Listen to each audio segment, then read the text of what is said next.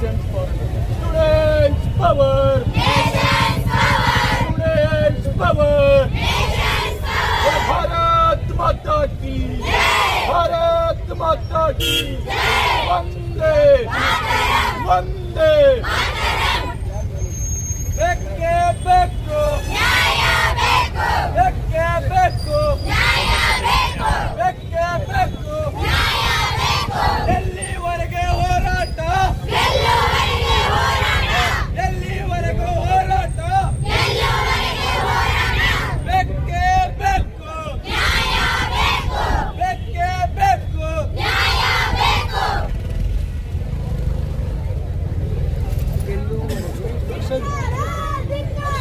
ಸರ್ಕಾರಕ್ಕೆ ಧಿಕ್ಕಾರ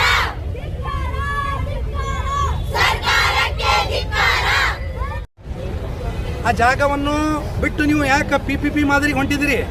ಇದು ರಾಘವಣ್ಣಿಗೇರಿ ಕೇಳೋ ಪ್ರಶ್ನೆ ಅಲ್ಲ, ಕೇವಲ ವಿದ್ಯಾರ್ಥಿಗಳು ಮಾತ್ರ ಕೇಳೋ ಪ್ರಶ್ನೆ ಅಲ್ಲ. ಕರ್ನಾಟಕದ 6.5 ಕೋಟಿ ಜನತೆ ಕೇಳಲಿಕ್ಕತ್ತಾರೆ ಇವತ್ತು ಸರ್ಕಾರಕ್ಕೆ. ಯಾರ ಒತ್ತಡಕ್ಕೆ ಮಣದ ನೀವು ಈ PPP ಮಾದರಿಗೆ ಹೊಂಟಿದ್ದೀರಿ? ಅದನ್ನು ಬಹಿರಂಗಪಡಿಸಬೇಕಾಗ್ಯದ. ಇದು ಒಳ ಒಪ್ಪಂದ ಆಗಿದೆ ಅಂತ ಅನ್ಸುತ್ತಾ? ಒಳ ಒಪ್ಪಂದ 100ಕ್ಕೆ 100 ಆಗಿದೆ. ಈಗಾಗಲೇ ವಿಜಯಪುರ ಜಿಲ್ಲೆಯಲ್ಲಿ 2 ಪ್ರೈವೇಟ್ ಇದು ಮೆಡಿಕಲ್ ಕಾಲೇಜ್ ಇದಾವೆ. ಯಾಕೆ ಇನ್ನೊಂದು? ನಿಮ್ಮ ಹತ್ರ ಸರ್ಕಾರ ಹತ್ರ ಜಾಗ ಇಲ್ವಾ?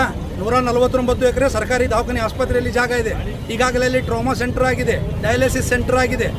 ಕೇವಲ ಇದು ಕಾಲೇಜು ಬಡ ವಿದ್ಯಾರ್ಥಿನಿಯರಿಗೆ ಮಾತ್ರ ಅಲ್ಲ, ಸಾರ್ವಜನಿಕರಿಗೂ ಕೂಡ ಇವತ್ತು ಬೇರೆ ರಾಜ್ಯಗಳಿಗೆ ಹೋಗಿ ಇವತ್ತು ಚಿಕಿತ್ಸೆ ಮಾಡ್ಕೊಂಡು ಬರುವಂಥ ಪರಿಸ್ಥಿತಿ ಇದೆ. ವಿಜಯಪುರ ಒಂದು ಗಡಿ ಭಾಗದ ಜಿಲ್ಲೆ ಇದೆ.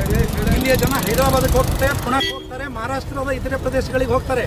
ಇವ್ರ ಬಗ್ಗೆ ಬಡ ಜನರ ಬಗ್ಗೆ ಕಾಳಜಿ ಇಲ್ವಾ ಅನ್ನೋ ಪ್ರಶ್ನೆಯನ್ನು ಇವತ್ತು ನಾವು ಕೇಳಬೇಕಾಗಿದೆ ಸರ್ಕಾರಕ್ಕೆ. ಅದಕ್ಕೆ ಸರ್ಕಾರ ಇದು ಏನಿವತ್ತು ಸಾಂಕೇತಿಕ ಪ್ರತಿಭಟನೆ ಮಾಡಲಿ, ಜಿಲ್ಲಾಧಿಕಾರಿಗಳ ಕಚೇರಿಗೆ ಒಂದು ಮುತ್ತಿಗೆ ಹಾಕಲಿಕ್ಕೆ ABP ಕಾರ್ಯಕರ್ತರು ಹೊಂಟಿದ್ರು.